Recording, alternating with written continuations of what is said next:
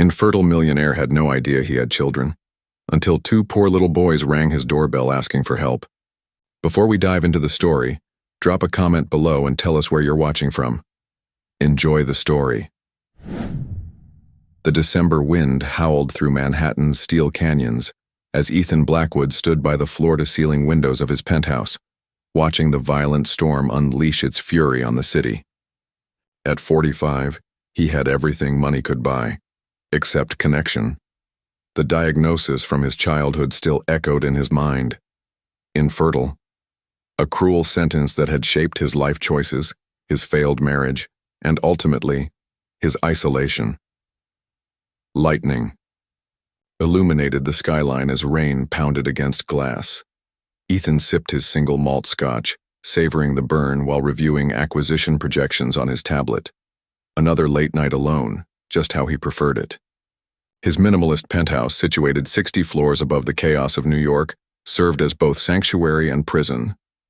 The doorbell's unexpected chime pierced the silence, startling him. No one visited unannounced. Ever. His security system showed two small figures huddled at his door, drenched from the downpour. Children?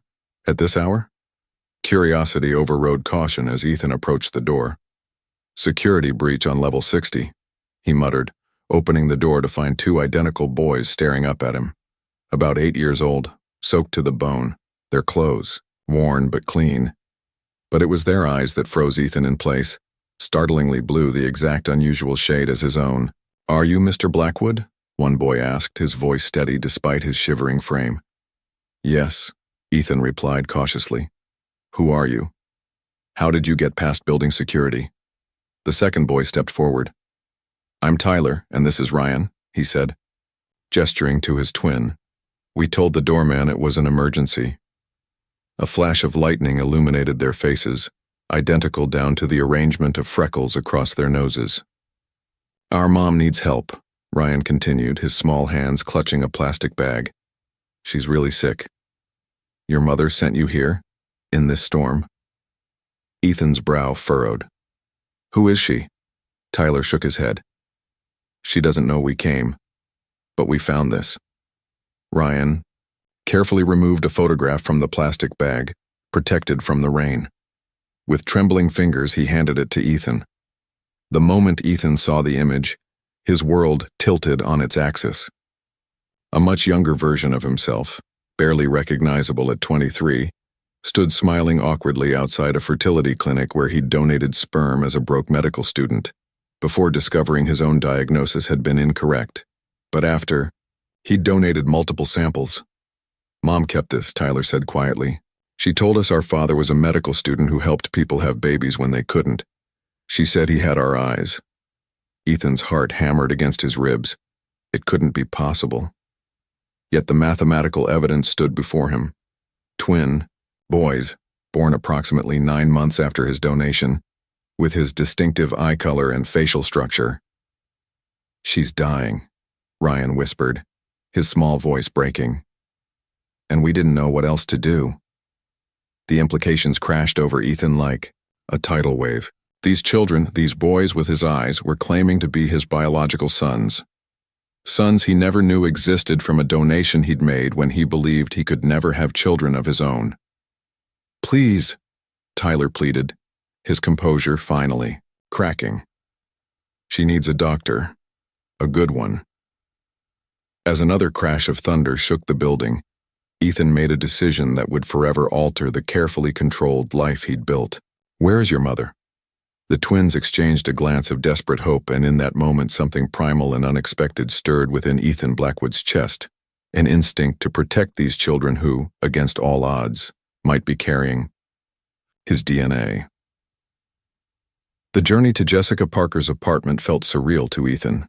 His driver navigated through the storm-lashed streets, while the twins sat silently in the back of his luxury SUV, leaving damp imprints on the leather seats. He observed them through the rearview mirror, their matching profiles, the way they communicated without words, how they simultaneously gazed out at the passing city lights with a mixture of worry and wonder. "How long has your mother been sick?" Ethan asked, breaking the tense silence. "Almost 2 years," Ryan answered. But it got really bad this month. Tyler nodded. The medicine cost too much. Mom couldn't work anymore at the library. As they traveled deeper into a neighborhood Ethan hadn't visited in decades, the gleaming skyscrapers gave way to weathered brick buildings. The contrast between his world and where these boys had been living grew starkly apparent. Apartment 3B, Tyler directed as they pulled up to a dilapidated 5-story walk-up. Ethan instructed his driver to wait, then followed the boys through a narrow entrance and up creaking stairs. The building smelled of old cooking oil and dampness. Yet when they reached the 3rd floor, he noticed something different. The hallway outside apartment 3B was immaculately clean. Ryan knocked in a specific pattern before using a key. Mom? We brought help. The apartment was small, tiny by Manhattan standards, but meticulously organized. Books lined every available wall space, and despite the obvious poverty, there was an atmosphere of care and intention. A makeshift bedroom had been created in what should have been the living room, and there, on a narrow bed surrounded by medicine bottles, lay a woman whose beauty remained evident despite her illness. Jessica Parker's eyes widened when she saw Ethan standing awkwardly behind her sons. She struggled to sit up, her thin frame swimming in a faded sweater. Ryan, Tyler, what have you done? Her voice was barely above a whisper, but carried undeniable strength. They found me, Ethan said simply, stepping forward. And it appears we have matters to discuss. Jessica looked at her sons with a mixture of dismay and pride before turning back to Ethan. I never meant for you to know. I never planned to find you. Yet here we are, Ethan replied, his analytical mind already cataloging her symptoms: the jaundiced skin, the weight loss, the specific arrangement of medications. Advanced cancer, poorly treated. Boys, go to your room, please, Jessica requested. When they hesitated, she added, just for a few minutes. Once the twins had reluctantly retreated to the small bedroom they shared, Jessica spoke directly. I used your donation from the Manhattan Fertility Center in 2002. I never knew your name until recently, when I started researching options for the boys. Her eyes, though tired, met his with dignity. I wasn't looking for money or obligation. I was just trying to understand who they might have in this world after I'm gone. Ethan stood rigidly, his mind racing through implications, possibilities, and the astronomical odds of this situation. You're in advanced stage liver cancer, he stated rather than asked. Jessica nodded. With metastasis to the lungs.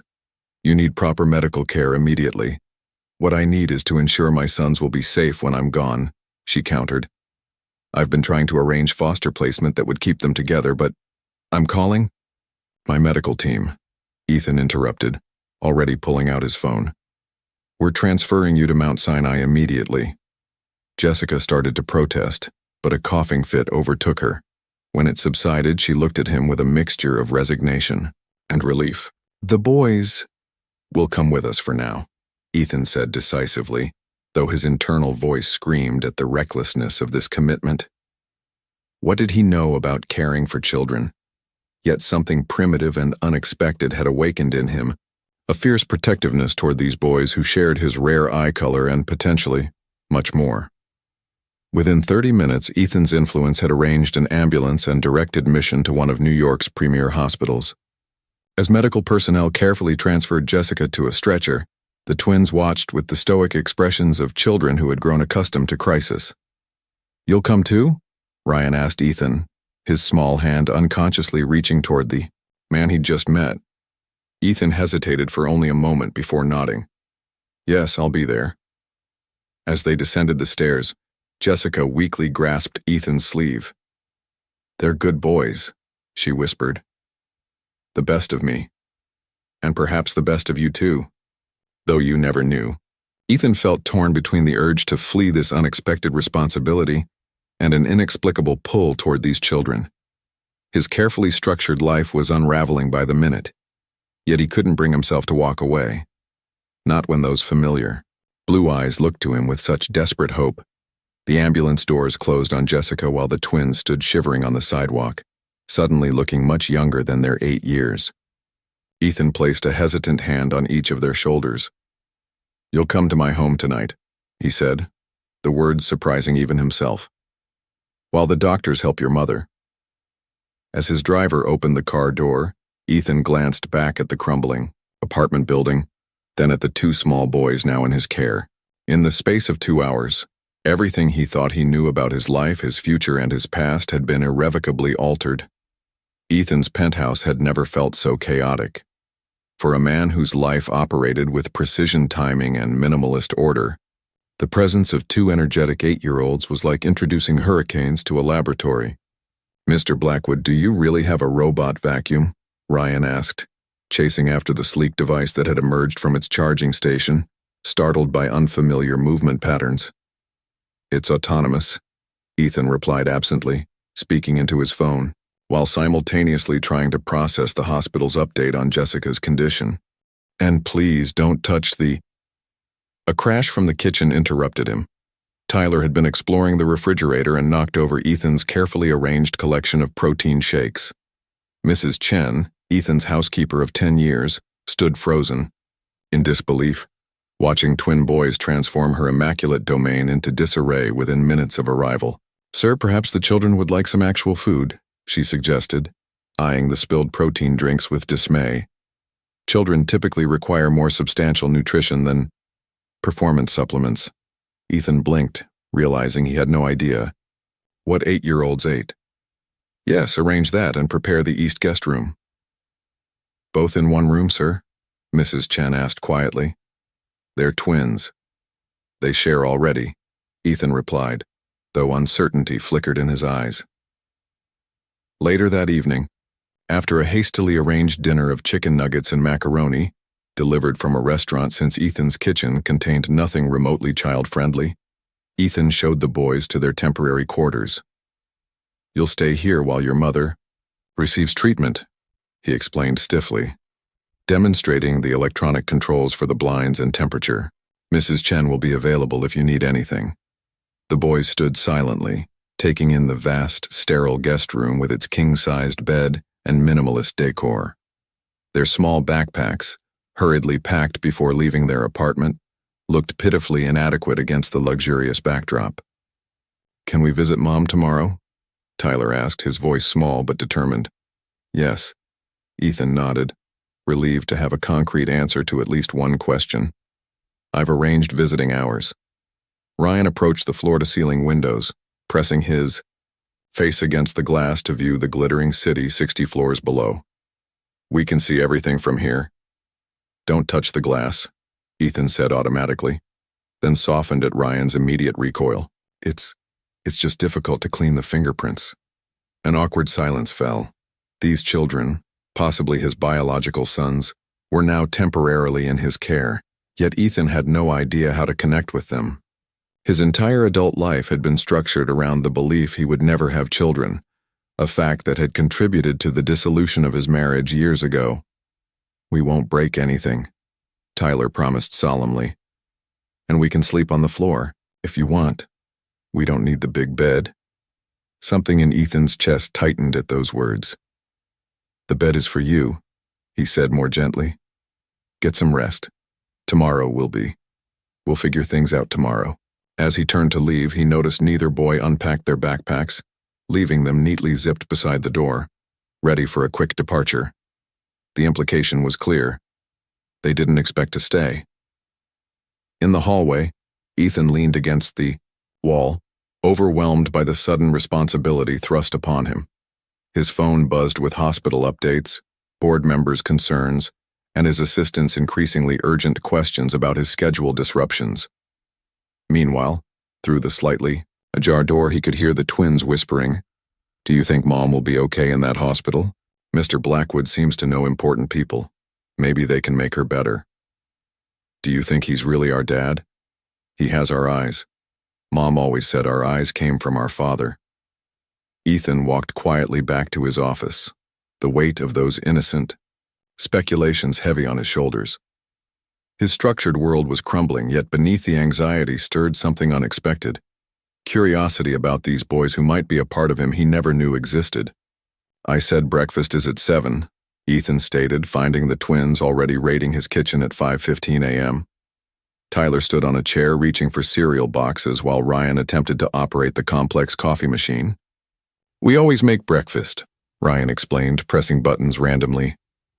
Mom needed to rest in the mornings. Ethan quickly moved to rescue his $5,000 espresso system. "This isn't—" He stopped himself, noticing their defensive postures.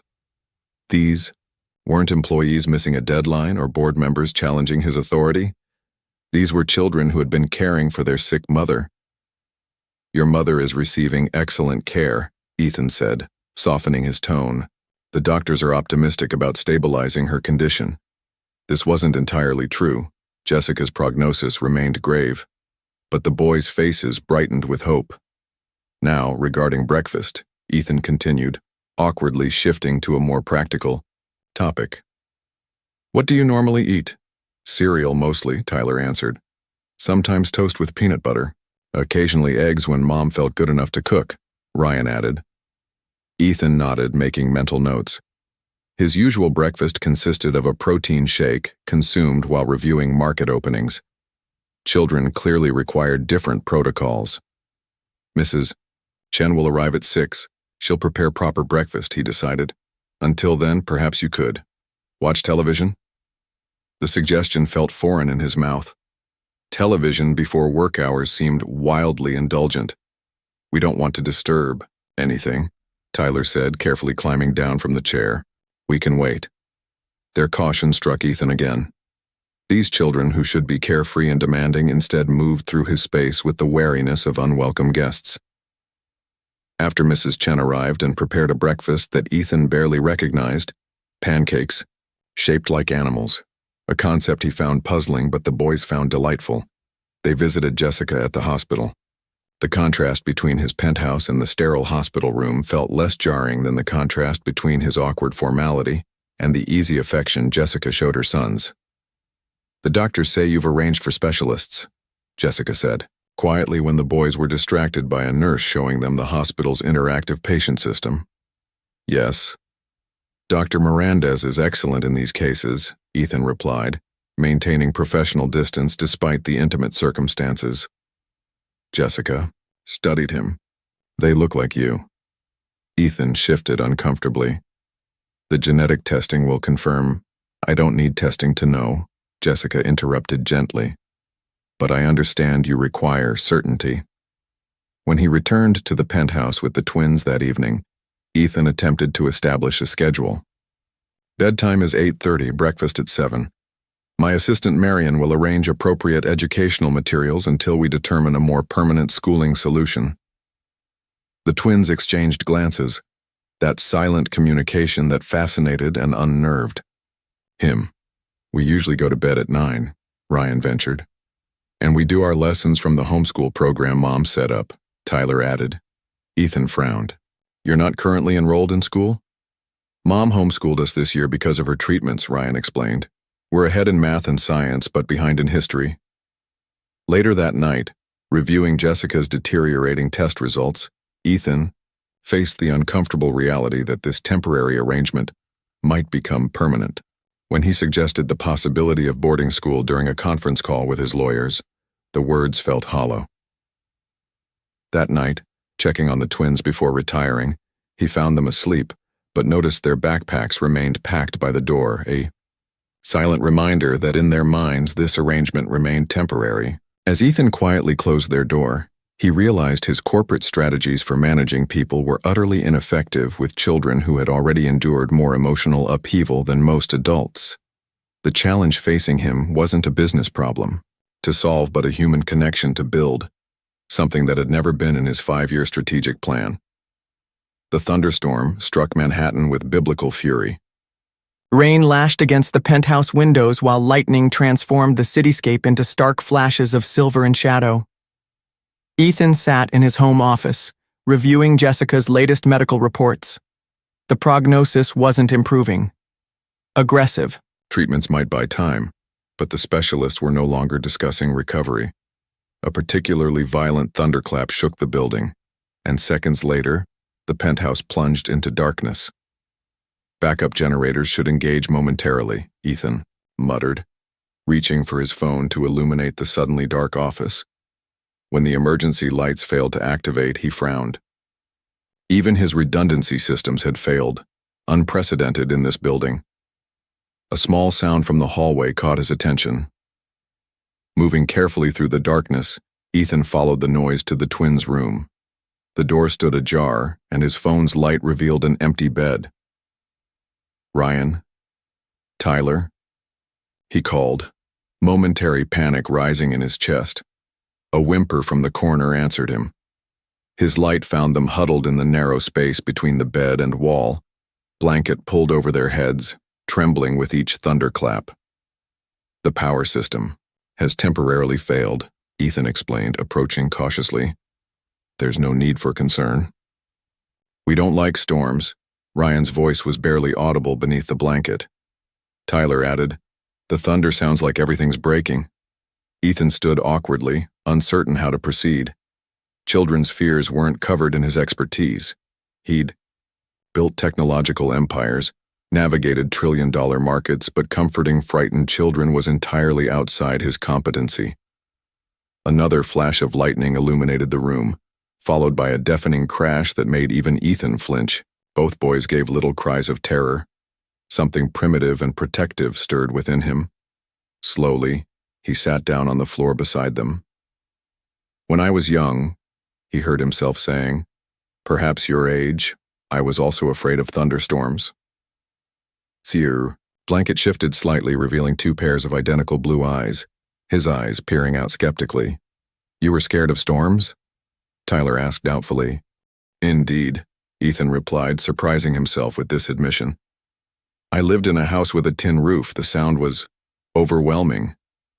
"How did you stop being scared?" Ryan's question hung in the darkness. Ethan considered a moment. "My grandfather taught me to count the seconds between lightning and thunder. Each second represents approximately 1/5 of a mile in distance." As if on cue, lightning flashed. Ethan began counting steadily. 1, 2, 3. Thunder followed on 4, and he nodded. "The storm is less than a mile away, but moving past us." The next flash came, and to his surprise, two small voices joined his count. When the thunder growled at 6, Tyler whispered, "It's getting farther away." "Precisely," Ethan confirmed. "We're simply calculating the storm's trajectory." For the next 20 minutes, they counted together after each lightning flash, tracking the storm's steady retreat. Gradually, the boys emerged from under the blanket, their scientific curiosity overcoming fear. 17 seconds, Ryan announced after the final distant rumble. "That's more than 3 miles away." "Correct." Ethan nodded, oddly pleased by the calculation. When the emergency lights finally flickered on, Ethan found himself sitting cross-legged on the floor with an 8-year-old on either side, all three still counting in unison. Something had shifted. A small bridge formed over the vast gap between their worlds. The next morning, Ethan observed the twins during their homeschool lessons. He noticed Tyler's remarkable ability to solve complex mathematical equations while Ryan demonstrated exceptional spatial reasoning through intricate drawings. For the first time, he saw them not as a shared problem, but as distinct individuals with unique talents. Talents that, perhaps not coincidentally, mirrored aspects of himself. That night, for the first time since their arrival, the twins unpacked a few items from their backpacks before bed. "Mr. Blackwood, I've cleared your afternoon schedule as requested," Marion announced, barely concealing her surprise. In 15 years as Ethan's executive assistant, she'd never seen him voluntarily reschedule the quarterly projections meeting. "Thank you, Marion. I have an appointment at Westridge Academy at 3. Ethan straightened his tie, feeling oddly nervous. "It's a parent-teacher conference." Marion's professionally neutral expression slipped briefly. "Of course, sir. The car will be ready." She hesitated, then added, "The blue tie might be more appropriate. It's less intimidating." 30 minutes later, Ethan stood in Westridge Academy's oak-paneled admissions office, feeling wildly out of place among colorful educational posters and child-sized furniture. The twins sat quietly in the waiting area, wearing new school uniforms that Ethan's personal shopper had procured overnight. "Mr. Blackwood, we're delighted you could join us." Headmistress Winters greeted him, though I must admit your application was unusual. Mid-semester transfers typically require more extensive preparation. "The circumstances are exceptional," Ethan replied, his tone making it clear that details would not be forthcoming. The headmistress nodded tactfully. "We've reviewed the boys' preliminary assessments. Their academic fundamentals are remarkably strong, though there are some gaps in their formal education. Their mother homeschooled them recently," Ethan explained, careful to preserve Jessica's dignity. "She was quite thorough with mathematics and reading. Indeed, Tyler's aptitude for numerical reasoning is exceptional, possibly gifted level, and Ryan's spatial visual abilities are equally impressive. His drawings show remarkable perspective for a child his age." Pride, an unfamiliar sensation in this context, flickered through Ethan. "They're intelligent boys. They'll need some social adjustment after homeschooling," the headmistress continued, "and emotional support given their mother's condition, which you mentioned briefly in your application." Something protective tightened in Ethan's chest. "Their mother receives excellent care. The boys' emotional needs are also being addressed." This wasn't entirely true. Ethan had no strategy for addressing their emotional needs, but he was suddenly unwilling to admit any inadequacy in his guardianship. Later that evening, Ethan stood in the doorway of his former meditation room, now transformed into a workspace for the twins. The minimalist Zen decor had been replaced with 2 desks, art supplies for Ryan, and engineering kits for Tyler. Mrs. Chen had added child-appropriate touches, colorful lamps, comfortable chairs, and a bookshelf filled with titles Marion had researched as essential children's literature. "This is for us?" Ryan asked, eyes wide at the array of quality art materials. "You mentioned enjoying drawing," Ethan replied awkwardly. "The supplies should be adequate." Tyler approached the engineering desk cautiously. "Is this a real microscope?" "Digital. 300 times magnification," Ethan confirmed. "There's also a robotics kit. I thought it might interest you." The boys exchanged their silent look, that twin communication Ethan could never decipher. "Thank you," they said in unison, still clearly overwhelmed. That night, after their homework was complete, Ethan surprised himself by joining them for dinner rather than eating at his desk. Mrs. Chen had prepared a proper family meal, the concept still foreign to him, and he found himself listening to the twins' descriptions of their first day at Westridge. "Ms. Abernathy said my math is 9th grade level," Tyler reported proudly. "But my handwriting needs work. My art teacher wants me to join the spring exhibition," Ryan added, a hint of excitement breaking through his usual reserve. "She said, my perspective technique is advanced." Ethan nodded, uncertain how to respond to these achievements. In business, he would offer precise feedback and improvement strategies. With children, the protocols seemed different. "That's excellent work," he managed, watching their expressions carefully. Their small smiles in response suggested his answer, though awkward, had been acceptable. Later, as Ethan reviewed hospital invoices for Jessica's treatment, he realized the twins had begun referring to the penthouse as home, rather than the glass castle, their initial wide-eyed description. A small shift, but significant. In his calendar, the quarterly projections meeting now appeared less critical than the reminder. 9th birthday, cake, presents, Marion to research appropriate options. "Mr. Blackwood, I've cleared your afternoon. Schedule as requested," Marion announced, barely concealing her surprise. In 15 years as Ethan's executive assistant, she'd never seen him voluntarily reschedule the quarterly projections meeting. "Thank you, Marion. I have an appointment at Westridge Academy at 3. Ethan straightened his tie, feeling oddly nervous. "It's a parent-teacher conference." Marion's professionally neutral expression slipped briefly. "Of course, sir. The car will be ready." She hesitated, then added, "The blue tie might be more appropriate. It's less intimidating." 30 minutes later, Ethan stood in Westridge Academy's oak-paneled admissions office, feeling wildly out of place among colorful educational posters and child-sized furniture. The twins sat quietly in the waiting area, wearing new school uniforms that Ethan's personal shopper had procured overnight. "Mr. Blackwood, we're delighted you could join us," Headmistress Winters greeted him. "Though I must admit, your application was unusual. Mid-semester transfers typically require more extensive preparation." "The circumstances are exceptional," Ethan replied, his tone making it clear that details would not be forthcoming. The headmistress nodded tactfully. "We've reviewed the boys' preliminary assessments. Their academic fundamentals are remarkably strong, though there are some gaps in their formal education. Their mother homeschooled them recently," Ethan explained, careful to preserve Jessica's dignity. "She was quite thorough with mathematics and reading. Indeed, Tyler's aptitude for numerical reasoning is exceptional, possibly gifted level, and Ryan's spatial visual abilities are equally impressive. His drawings show remarkable perspective for a child his age." Pride, an unfamiliar sensation in this context, flickered through Ethan. "They're intelligent boys. They'll need some social adjustment after homeschooling," the headmistress continued, "and emotional support given their mother's condition, which you mentioned briefly in your application." Something protective tightened in Ethan's chest. "Their mother receives excellent care. The boys' emotional needs are also being addressed." This wasn't entirely true. Ethan had no strategy for addressing their emotional needs, but he was suddenly unwilling to admit any inadequacy in his guardianship. Later that evening, Ethan stood in the doorway of his former meditation room, now transformed into a workspace for the twins.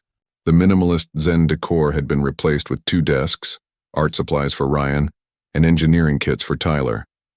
Mrs. Chen had added child-appropriate touches, colorful lamps, comfortable chairs, and a bookshelf filled with titles Marion had researched as essential children's literature. "This is for us?" Ryan asked, eyes wide at the array of quality art materials. "You mentioned enjoying drawing," Ethan replied awkwardly. "The supplies should be adequate." Tyler approached the engineering desk cautiously. "Is this a real microscope?" "Digital. 300 times magnification," Ethan confirmed. "There's also a robotics kit. I thought it might interest you." The boys exchanged their silent look, that twin communication Ethan could never decipher. "Thank you," they said in unison, still clearly overwhelmed. That night, after their homework was complete, Ethan surprised himself by joining them for dinner rather than eating at his desk.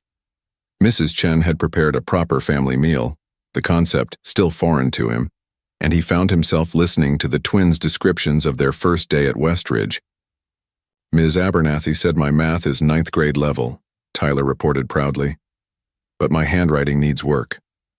"My art teacher wants me to join the spring exhibition," Ryan added, a hint of excitement breaking through his usual reserve. "She said, my perspective technique is advanced." Ethan nodded, uncertain how to respond to these achievements. In business, he would offer precise feedback and improvement strategies. With children, the protocols seemed different. "That's excellent work," he managed, watching their expressions carefully. Their small smiles in response suggested his answer, though awkward, had been acceptable.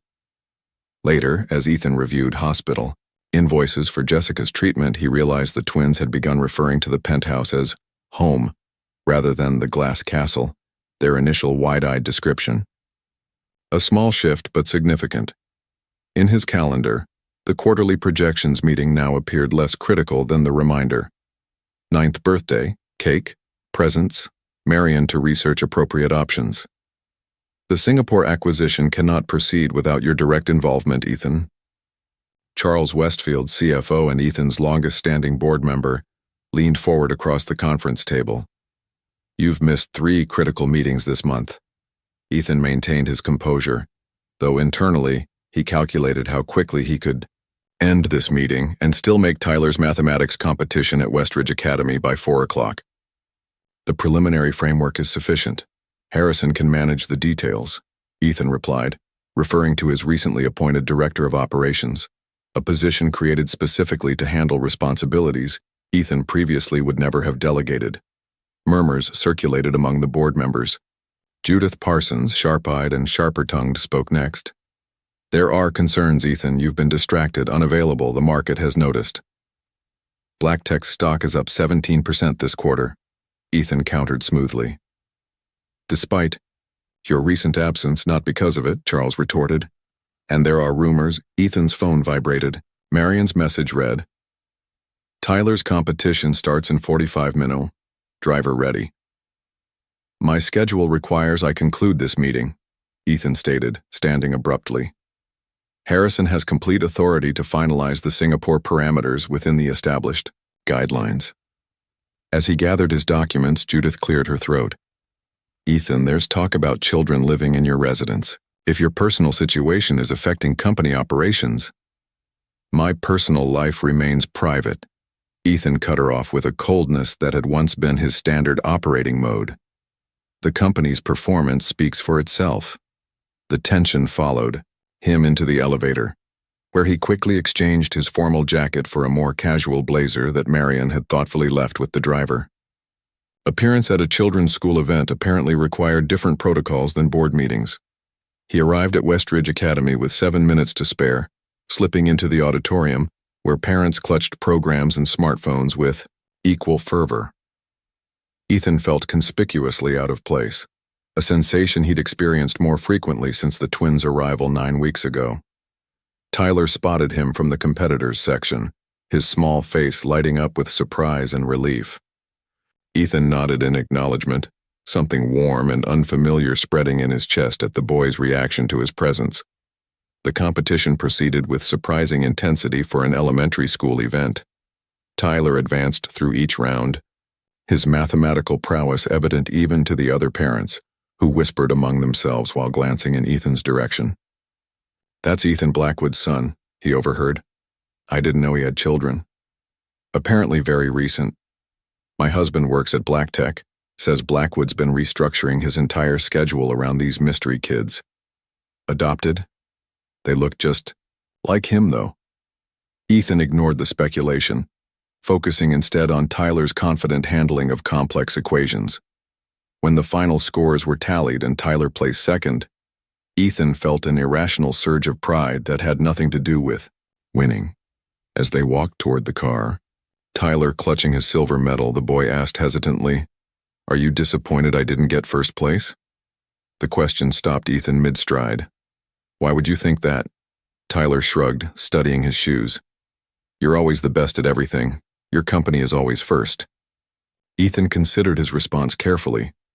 In business, second place rarely has value, he admitted. But this, your achievement, is extraordinary. You competed against students 2 grades above you. Tyler's smile was tentative but genuine. When they returned to the penthouse, Ryan was waiting with Mrs. Chen.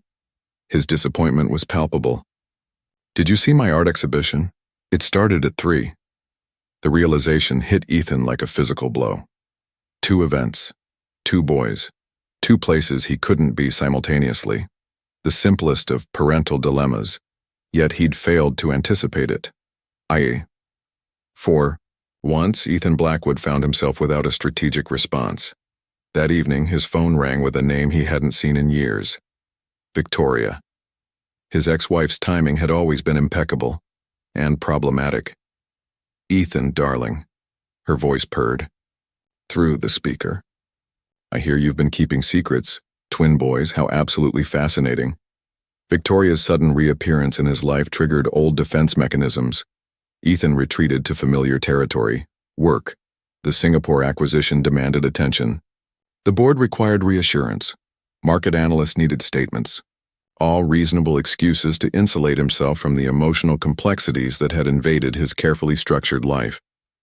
For 3 days, Ethan barricaded himself in his home office, emerging only for brief, formal interactions with the twins. Mrs. Chen managed their daily routine while Marion coordinated their school schedules. It was efficient, logical, emotionally safe. On the 4th evening, Ethan's phone lit up with the hospital's number. Mr. Blackwood, Jessica Parker is asking for you, the nurse informed him. Her condition has deteriorated significantly. The oncologist recommends you come as soon as possible. The hospital corridor felt endless as Ethan approached Jessica's room. The twins had visited her that afternoon with Mrs. Chen, a routine he'd established, then gradually stopped participating in personally. Jessica lay propped against pillows, her once vibrant presence diminished to fragile translucence. Yet her eyes, so similar to her son's, remained sharp and perceptive. "You're avoiding them," she stated without preamble, her voice barely above a whisper. Ethan shifted uncomfortably, unused to such direct emotional confrontation. "I've had pressing business matters. They think they've done something wrong." Jessica's words cut through his defenses. After Ryan's art exhibition, Tyler told him it was his fault you missed it, that if he hadn't asked you to his math competition, you might have gone to Ryan's instead. Shame, an emotion Ethan rarely experienced, washed over him. "I wasn't aware of the scheduling conflict until it was too late. That's not why I asked you here." Jessica's breathing was labored between sentences. "The treatment isn't working as we'd hoped. I need to know what happens to my boys when I'm gone." The stark reality of her deterioration struck Ethan anew. Despite the best medical care money could buy, Jessica was dying, and the twins, possibly his biological sons, would be orphaned. "The DNA results," he began. "Don't insult both of us," Jessica interrupted with surprising strength. "Look at them, Ethan, they're yours, but biology isn't what matters now. What matters is whether you're willing to be their father, not just their financial provider." Her words exposed the truth he'd been avoiding. He'd been handling the twins like a business problem rather than a relationship, providing resources, but withholding himself. Back at the penthouse later that night, unable to sleep, Ethan found himself drawn to the twins' room. The door stood slightly ajar and he peered in, expecting to find them asleep. Instead, he discovered an empty bed. Alarm surged through him until he noticed light spilling from their closet. Approaching quietly, he heard whispers. "We should pack. Warm clothes, it gets cold at night. Do you think we can find our old apartment building? Maybe Mrs. Gonzalez in 2A would let us stay until they find us a foster home." Ethan's heart constricted as he realized what was happening. They were planning to run away, back to the security of familiar poverty rather than endure his emotional absence in the midst of luxury. "The electronic locks require a passcode to exit after midnight," he said quietly, pushing the closet door fully open. The twins froze, small backpacks half filled with their few possessions. Their expressions, guilty, defiant, and heartbreakingly vulnerable, mirrored each other perfectly. "You weren't supposed to know until morning," Tyler finally said. "We don't want to bother you anymore," Ryan added, his voice small. "You're very busy." In that moment, Ethan recognized his own childhood reflected in their resigned faces, the calculations of an unwanted child, measuring his worth against adults' willingness to make space in their lives. He'd been recreating the emotional patterns of his own distant upbringing despite his promises to himself that he would never become his father. "I've made a mistake," Ethan said, the admission unfamiliar on his tongue. "Several mistakes, actually." The twins exchanged their silent glance, then looked back at him warily. "I'd like to try again," Ethan continued, choosing his words with uncharacteristic care. "If you're willing." The conference room fell silent as Ethan completed his announcement. 20 executive faces stared back at him in varying states of shock. "To summarize," he continued calmly, "Harrison Edwards will assume the role of Chief Operating Officer with expanded authority over daily operations. I will remain as CEO with strategic oversight, but my in-office presence will be reduced to accommodate my new family obligations." Charles Westfield recovered first. "Ethan, while we appreciate your personal situation, this restructuring is unprecedented." "So are the circumstances," Ethan replied. "The arrangements are non-negotiable." Later that morning, Ethan sat across from the twins at their favorite breakfast spot near Central Park, a small diner where the waitress knew their names and always brought extra whipped cream for their hot chocolate. "I have something important to discuss," Ethan began, feeling strangely nervous. The twins looked up expectantly, their identical blue eyes, his eyes, watching with the wariness that still sometimes appeared despite his recent efforts. "I've rearranged my work schedule," he explained, Starting today, I'll take you to school each morning and I'll be home by 4:30 every afternoon. The twins exchanged their silent communication glance. What about your important meetings? Tyler asked cautiously. They've been rescheduled or delegated, Ethan replied. Your school activities and homework time take priority now. Ryan studied him skeptically. For how long? The question revealed the depth of their uncertainty, their expectation that his attention was temporary, conditional. Permanently, Ethan stated firmly. I've made a commitment to you both, to our family. The word felt foreign on his tongue. He'd never used it in reference to himself before. But the twins' expression suggested it was the right one. That evening, after visiting Jessica at the hospital, Ethan helped the boys create memory books. Beautiful, leather-bound journals Marion had found that could hold photographs, drawings, and written memories of their life with their mother. Mom used to read us 3 books every night even when she was really tired, Ryan shared, carefully pasting a photo of Jessica in his journal. She made up special voices for all the characters, Tyler added, even the scary ones. Ethan listened, asking questions, learning about the woman who had raised his sons with such care despite her limited resources. He'd been so caught up in the biological confirmation, the DNA tests that had indeed verified his paternity, that he'd nearly missed the more important truth. Jessica had given these boys a foundation of love that all his wealth couldn't have provided. Over the following weeks, Ethan created structure without rigidity. Breakfast together became sacred time. School drop-offs included a specific goodbye ritual they'd developed together. Afternoons balanced homework with activities that nurtured their individual interests. The penthouse gradually transformed from a minimalist showplace to a functioning home. On a Saturday morning, 6 months after the twins' arrival, Ethan noticed something significant. Their backpacks, once perpetually packed for quick departure, had been completely emptied. Their clothes hung properly in closets. Books and toys occupied shelves. Small personal items, rocks Ryan found interesting, origami creatures Tyler created from mathematical papers, dotted formerly pristine surfaces. They had moved in, truly and completely. That afternoon, as Ethan helped Tyler with an advanced robotics program while Ryan sketched contentedly nearby, his phone buzzed with a text from Victoria. We need to talk about these children you've acquired. My attorney will be in touch. Some concerns have arisen regarding legitimacy and inheritance. Dinner soon to discuss? V. Ethan silenced the phone, turning his attention back to the robot Tyler was programming. The external threat could wait.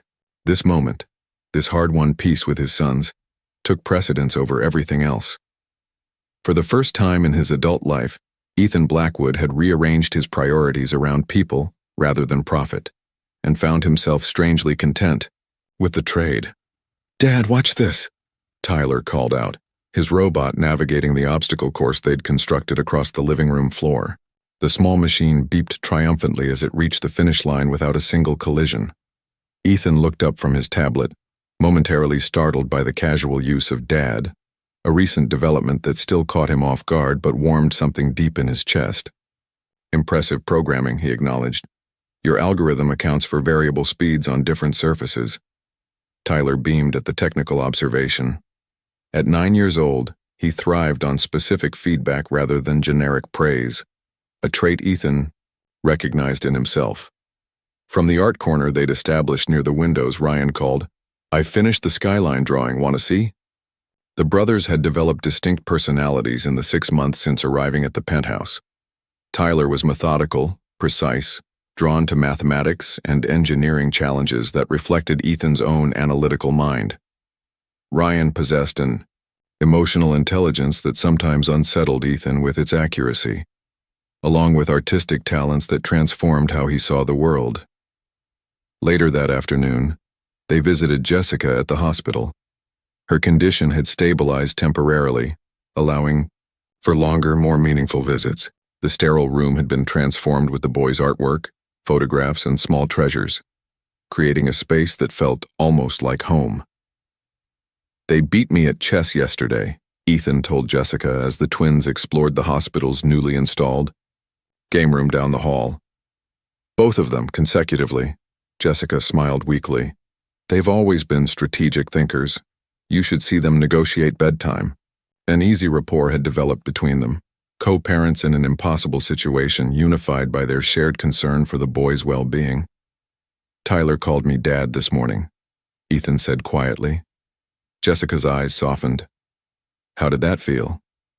Terrifying, Ethan admitted. And right somehow. They trust you now, Jessica observed. That's a precious gift. Don't squander it. The following Wednesday, Ethan received an urgent call from Headmistress Winters at Westridge Academy. He arrived to find Tyler sitting outside, the administrative office, arms crossed defensively, a darkening bruise beneath his right eye. There was an altercation during recess, the headmistress explained. Apparently, Jacob Miller suggested that Tyler and Ryan were, she lowered her voice, charity cases taken in for publicity purposes. Cold anger surged through Ethan.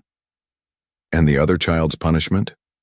Jacob is being disciplined appropriately, she assured him. But Tyler's reaction was concerningly physical. In the car, Tyler maintained rigid silence, staring out the window. Physical confrontation is rarely the optimal strategy, Ethan finally said, falling back on logical analysis where emotional comfort failed him. He said you were going to send us away once you got bored, Tyler burst out. That you only took us in because it made you look good in the newspapers. Ethan pulled the car over, turning to face his son fully. Tyler, look at me. The boy reluctantly met his gaze, blue eyes, so like Ethan's own, swimming with unshed tears. You and Ryan are not a publicity stunt or a charitable project, Ethan stated firmly. You are my sons. Genetically, legally, and, he hesitated, emotional language still unfamiliar territory, in every way that matters. But what if you change your mind? Tyler's voice cracked. People do that. The question revealed the core fear that still haunted both boys despite months of stability, the fear that their place in Ethan's life remained conditional, temporary. I have established a legally binding guardianship, Ethan explained, falling back on concrete facts. More importantly, I have restructured my entire life around you and Ryan. I have not, and will not, change my mind. Tyler's posture relaxed, slightly. Ryan says you're different now than when we first came. He says you smile more. This observation, so simple yet profound, caught Ethan off guard. The transformation had been so gradual he'd barely noticed it himself. That evening, after both boys were asleep, Ethan received another text from Victoria. My attorney Daniel Harrington will contact you tomorrow. These children deserve proper vetting before any inheritance implications are established. For your own protection, of course. The implied threat was clear, but for the first time in their long history, Victoria's manipulation seemed trivial compared to the trust reflected in Tyler's words. Dad, watch this. Chapter 11. The threat emerges. Ethan, darling, you look positively domestic, Victoria drawled, her Louboutins clicking precisely against the marble as she strode uninvited into his penthouse. Behind her followed a silver-haired man carrying a leather portfolio, his expression professionally neutral. Victoria. This is unexpected, Ethan replied coolly, glancing at his watch.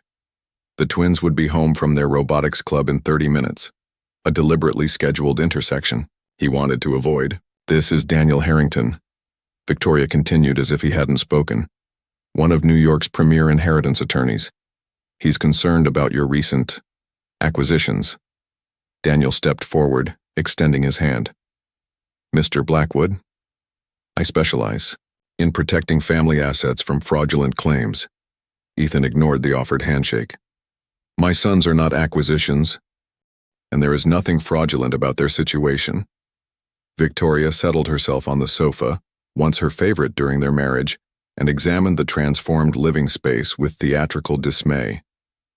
Children's books on Carrara marble. How? Times change. What do you want, Victoria? Ethan asked directly, remaining standing. Only to protect you, she replied with practiced concern.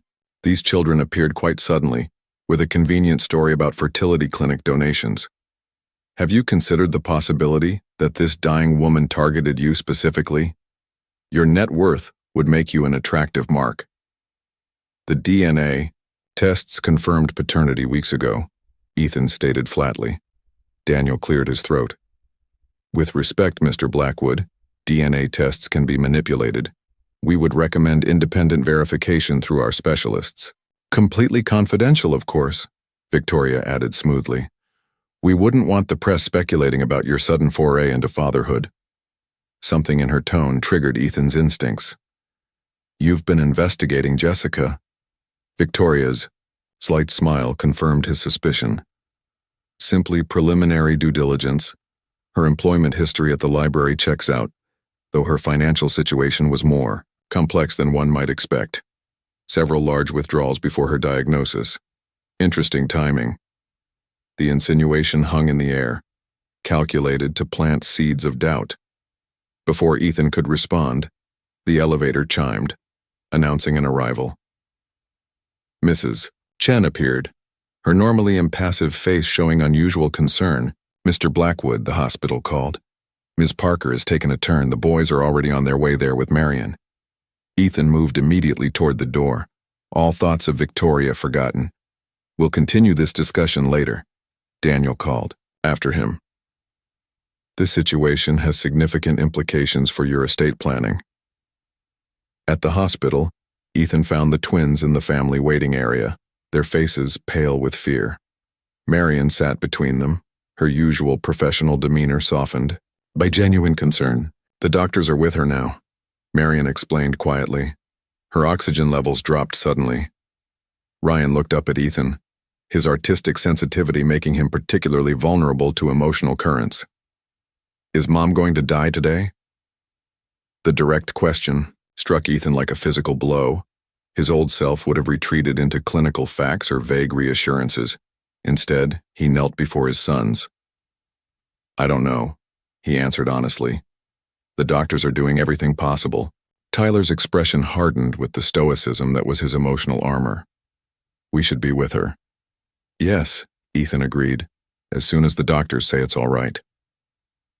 3 hours later, Jessica had been stabilized, but the crisis had accelerated. Her decline. As the twins finally fell asleep in chairs beside her bed, Ethan stepped into the hallway to speak with her oncologist. Weeks, not months, the doctor confirmed quietly. Her systems are failing progressively. Ethan nodded, processing the timeline. As he turned back toward Jessica's room, his phone buzzed with a message from Marion. Victoria accessed the fertility clinic records. Harrington filing preliminary motion regarding guardianship evaluation, citing concerns about hasty arrangements and your work schedule. Meeting with our legal team tomorrow, 8 a.m. The threat was no longer theoretical. Victoria, whether motivated by jealousy, financial calculation, or simple malice, was creating a legal challenge that would add immeasurable stress to an already impossible situation. Inside the hospital room, Jessica's eyes opened as he entered. Despite her weakness, her perception remained sharp. Something's wrong, she whispered. Ethan hesitated, unwilling to burden her with Victoria's manipulations. But Jessica deserved the truth about her son's future. There may be some legal complications regarding the guardianship, he admitted, keeping his voice low to avoid waking the twins. Jessica's frail hand reached for his. Fight for them, Ethan. Not just with your money, with everything you are. The hospice facility overlooked Central Park, its tasteful interior designed to mask its ultimate purpose. Jessica's room featured large windows where autumn leaves painted the view in golds and crimsons, her favorite colors, as the twins had informed the staff. Ethan sat beside her bed reviewing legal documents while Jessica dozed. The twins were at school. Maintaining routine had become essential as their mother's condition deteriorated. You should be at the courthouse, Jessica murmured, her eyes still closed. My lawyers are handling the preliminary hearing, Ethan replied. Setting aside the papers, Jessica's eyes opened, their blue, so like her son's, now shadowed with pain medication. Victoria sounds determined. She is. Ethan didn't sugarcoat the situation. Their relationship had evolved beyond platitudes. She's claiming my work history makes me an unsuitable guardian, that the boys would be better served in a stable, traditional environment while maintaining financial support from me. She wants control of their inheritance, Jessica translated. Yes. The simplicity of Victoria's motivation made it no less dangerous. She's demanding expanded DNA verification and a full investigation of our arrangement. Jessica's laugh was a ghost of its former self, as if I orchestrated this elaborate scheme while dying of cancer. Her gallows humor had become a bond between them, a shared defiance against the cruelties of circumstance. The door opened as Marion arrived with coffee and updates. Mr. Blackwood, the school called. There was an incident with Tyler. Ethan tensed. Is he hurt? No, but he struck another student who was apparently discussing the newspaper article. The New York Times piece had appeared that morning. Tech billionaire in custody battle over secret twin heirs. Victoria's legal challenge had leaked to the press, complete with insinuations about Jessica's motives and Ethan's fitness as a parent. I'll handle it, Ethan said, already reaching for his coat. Jessica caught his wrist. Bring them here afterward. They need to see me, while I'm still myself. At Westridge Academy, Ethan found Tyler in the headmistress's office, sullen and defiant. He said Mom tricked you for your money, Tyler stated flatly when they were alone, that we'll be sent away when she dies. The raw fear beneath the anger tore at Ethan's heart. Tyler, look at me, he said firmly. That will never happen. The newspaper said there's a court case. A legal formality, Ethan explained, choosing his words carefully. Nothing that will change our family. Tyler studied him, searching for deception. Ryan's not eating lunch anymore. He thinks we should save food in case we have to run away. The revelation struck Ethan like a physical blow. Despite all his efforts, their security remained fragile. Fear of abandonment lurking just beneath the surface. That evening, after visiting Jessica, Ethan found Ryan in his room scrutinizing the New York Times article that one of the hospice nurses had carelessly left visible. It says your ex-wife thinks you're not good at being a dad, Ryan said without preamble. Ethan sat beside him on the bed. Victoria doesn't know me anymore. Or you. Will a judge take us away from you?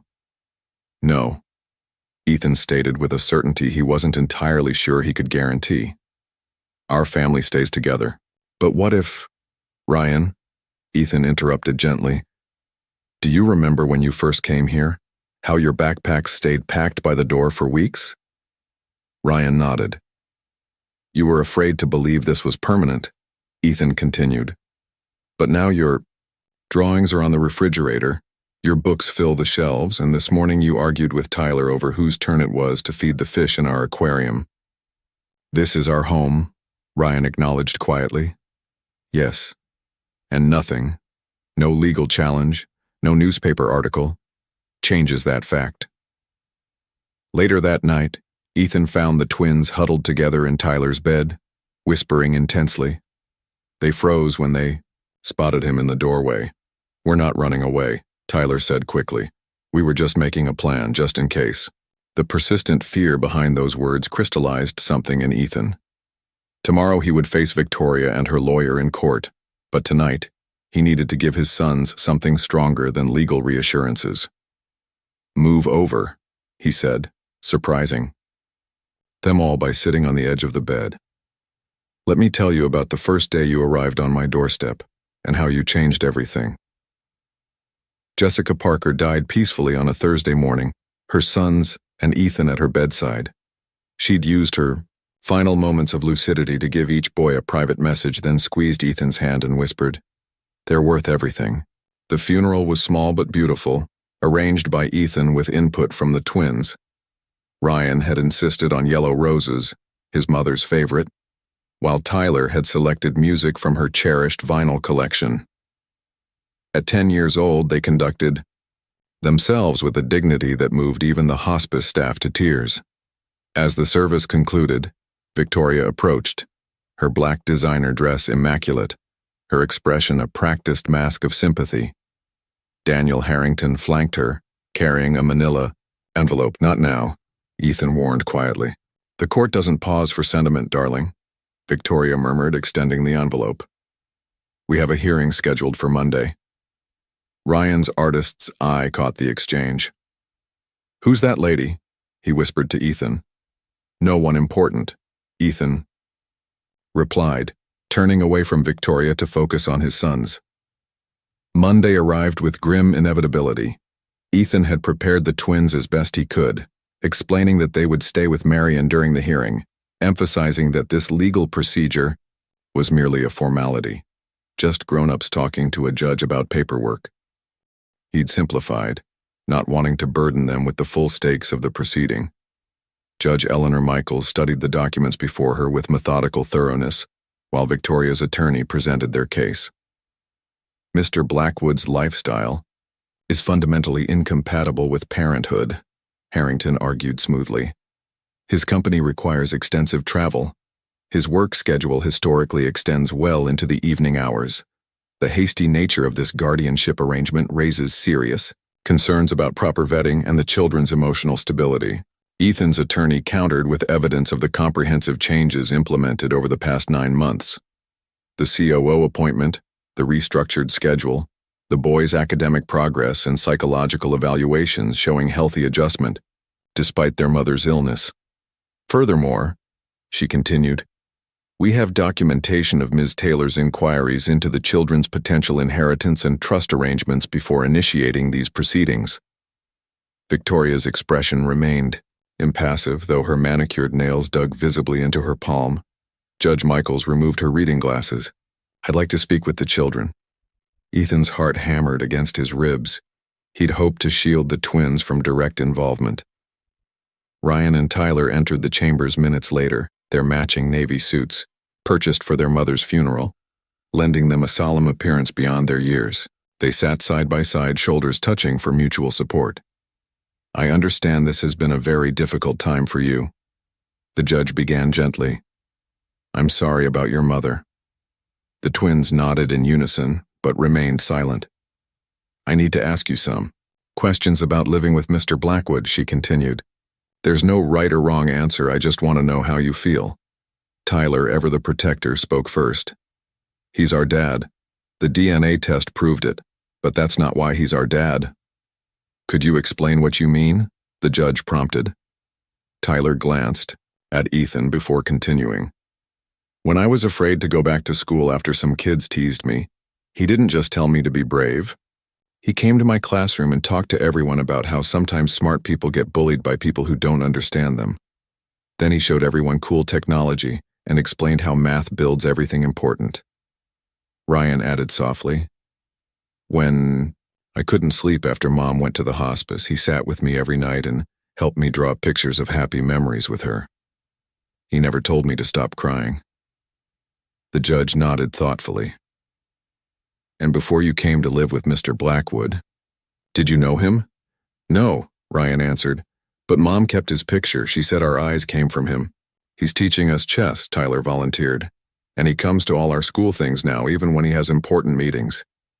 Even when both of us have different events on the same day, Ryan emphasized, he figured out how to be at both. Ethan felt something tighten in his chest at this simple acknowledgement of his most important parental lesson, being present. Victoria shifted impatiently. Your Honor, children this age can be easily influenced. Ms. Taylor, Judge Michaels interrupted sharply, you'll have your opportunity to speak. She turned back to the twins. One last question. If you could choose where to live, where would that be? The twins answered in perfect unison. With our dad. As they left the chambers, Ryan paused by Victoria's chair. With the startling perception that made his artwork so compelling, he studied her face. You're sad, he observed quietly. But not about us. Victoria's practiced composure slipped for just a moment, revealing something wounded beneath her polished exterior. Chapter 14. Resolution. The court hereby grants permanent guardianship to Ethan Blackwood, with a direct path to formal adoption pending standard follow-up evaluations. Judge Michaels's voice rang clear in the courtroom as she signed the final order. Additionally, the court recognizes the genetic verification confirming Mr. Blackwood's biological paternity of Ryan and Tyler Parker. Ethan maintained his composure, though relief coursed through him like a physical current. 9 months of uncertainty solidified into legal reality with the stroke of a pen. Victoria sat rigidly beside her attorney, her expression unreadable. The judge continued, her tone noticeably cooler. Regarding Ms. Taylor's petition, this court finds concerning evidence of ulterior financial motives. The documentation submitted showing Ms. Taylor's inquiries into the children's potential inheritance status prior to raising guardianship concerns suggests improper intent. Daniel Harrington shifted uncomfortably as Judge Michaels added, "The Bar Association will receive a copy of these proceedings for review of potentially unethical legal strategy." Outside the courthouse, Marion waited with the twins, who immediately rushed to Ethan when they spotted him. Their anxious expressions transformed to joy when he nodded, confirming the outcome without words. "It's official," he told them, allowing himself a rare public display of emotion as he drew them into an embrace. "We are legally a family." Ryan's arms tightened around his waist. "Forever?" "Forever," Ethan confirmed. That evening, as the three celebrated with a dinner of the twins' choosing, pizza with everything on it, a culinary adventure Ethan would have found inconceivable a year ago, his phone buzzed with a message from Victoria. "Congratulations. You've won as usual. Perhaps they'll fare better with you than I did." The cryptic message hinted at depths to Victoria's motivations beyond simple financial calculation, wounds from their failed marriage that had never properly healed. For the first time, Ethan felt something approaching compassion for his ex-wife, though it didn't excuse her actions. 2 weeks later, Ethan convened his executive team for an announcement. Harrison Edwards, now comfortably established as COO, nodded, with approval as Ethan outlined his plans. "The Jessica Parker Foundation will launch next quarter," Ethan explained. "Its mission is to provide comprehensive support to single parents facing terminal illness, ensuring their children maintain stability, education, and appropriate care during and after medical crisis." Marion distributed detailed proposals as Ethan continued. "Initial funding will be $50 million with annual contributions tied to Black Tech's performance. We'll partner with Mount Sinai's Oncology Department and New York City's Social Services to identify families in need." Charles Westfield, once his harshest critic regarding the twins, studied the proposal thoughtfully. "This is unexpectedly comprehensive, Ethan, and the focus on maintaining educational continuity for affected children is particularly strong." That aspect was developed with significant input from Tyler and Ryan, Ethan acknowledged. Their experience informed much of the foundation's structure. Later that month, the foundation's inaugural fundraising gala transformed Black Tech's corporate headquarters. The twins, dressed in their first custom suits, Tyler had insisted on navy, Ryan had chosen charcoal gray, stood proudly alongside Ethan as he addressed the gathered philanthropists and business leaders. "1 year ago, my understanding of success was defined exclusively by market position and technological innovation," Ethan began. "Today I measure success differently, through the resilience of 2 extraordinary young men who, despite losing their mother to cancer, continue to approach life with courage and compassion."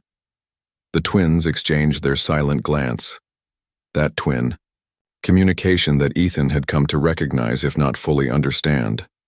"I'd like to introduce Ryan and Tyler Blackwood," Ethan continued, using their new legal surname officially for the first time. "The inspiration behind everything we're building here tonight." Tyler stepped forward first, his natural confidence evident as he explained the foundation's educational support systems. Ryan followed, describing the art therapy programs designed to help children process grief, programs he'd helped develop based on his own experience. As the evening concluded, Judith Parsons, once Ethan's most skeptical board member, approached him. "I didn't think you capable of this kind of humanity," she admitted. "Your sons are remarkable young men." "They are," Ethan agreed, watching as the twins charmed potential donors with their intelligence and earnestness. Though I can take little credit for that. Their mother raised them with extraordinary values despite difficult circumstances. But they have your analytical minds, Judith observed.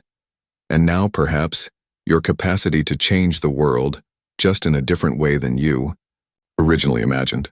That night, as Ethan tucked the exhausted boys into bed, a ritual he'd initially found awkward but now cherished, Ryan asked sleepily, "Do you think Mom saw us tonight?" The question would once have flummoxed the logical, literal-minded Ethan of a year ago. Now he simply said, "Yes, I believe she did." 3 years passed with the swift inevitability of childhood. What had once been strange, parent-teacher conferences, soccer games, science fair projects, had become the cherished rhythms of Ethan Blackwood's life. At 49, he'd restructured not just his schedule, but his entire conception of success. The penthouse, once a monument to minimalist isolation, had long since been sold. In its place stood a brownstone with a small backyard where prototype robots navigated obstacle courses and artistic installations caught the changing light through the seasons. "Dad, the Newton Academy acceptance letters came."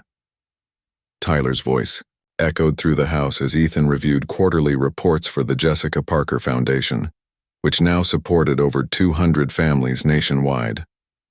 At 13, the twins remained identical physically, though their distinct personalities had blossomed. Tyler bounded into the study, waving 2 envelopes triumphantly, his energy every bit as kinetic as it had been at 8, though now contained in a ganglier frame that hinted at the man he would become. "Both of you?" Ethan asked, already knowing the answer. The prestigious Science Academy had been thoroughly impressed during the twins' interviews, particularly by Tyler's advanced robotics project that had won national recognition. Ryan got into their specialized arts program, Tyler confirmed. "We'll be on the same campus but different tracks." Ryan appeared in the doorway, his expression more measured but equally pleased. "The director said my portfolio showed unusual emotional depth for someone my age," he reported with characteristic precision. At 13, he'd already developed a distinctive artistic voice. His work featured in student exhibitions that attracted genuine critical attention. "This calls for celebration," Ethan declared, setting aside his work without hesitation, a shift in priorities that still occasionally surprised his business associates, but had become second nature to him. Later that evening, as they finished dinner at the twins' favorite restaurant, Ethan presented them with small wrapped packages. "What's this for?" Ryan asked. "Our birthday isn't for 2 months." "These are heritage gifts," Ethan explained. "I thought 13 was an appropriate age." The twins unwrapped identical vintage pocket watches, their silver cases engraved with their initials. "These belong to my grandfather," Ethan continued. "The man who taught me to count between lightning and thunder." The brothers exchanged their silent glance, that twin communication that remained as mysterious to Ethan as it had on the first day they appeared at his door. "There's something else," Ethan added, sliding a document across the table. "The Jessica Parker Scholarship has been officially endowed at Columbia University's School of Arts. It will provide full funding annually to children raised by single parents." Ryan's eyes, so like his mother's, filled with tears. She would have loved that. She never got to finish her master's degree, Tyler remembered. She always wanted to go back to school someday. "The first recipient has already been selected," Ethan told them. "A young woman whose mother raised her alone while working 3 jobs. She'll study literature, as your mother would have." The conversation shifted to their upcoming school transition, projects for the summer, and a planned trip to Europe, their first international travel as a family. Throughout it all, Ethan observed his sons with quiet wonder. They carried Jessica's compassion and his analytical mind, yet had become entirely their own people, unfolding into unique individuals who constantly surprised him. After returning home, as the twins disappeared upstairs to call friends with their news, Ethan paused in the living room where a photograph held the place of honor. Taken at the Foundation's 2nd annual gala, it showed the 3 of them together, Ethan flanked by his sons, all three sharing the same distinctive blue eyes and, more tellingly, the same genuine smile. 5 years ago, he could not have imagined this life. His definition of success had been algorithmic, measurable in market share, technological innovation, and accumulated wealth. Nothing in that equation had accounted for the profound fulfillment of watching his sons navigate both triumph and disappointment, or the simple pleasure of family dinners filled with debate and laughter. Outside, a spring thunderstorm rolled across the city. Through the window, Ethan watched lightning illuminate the skyline and instinctively began counting seconds until the thunder followed.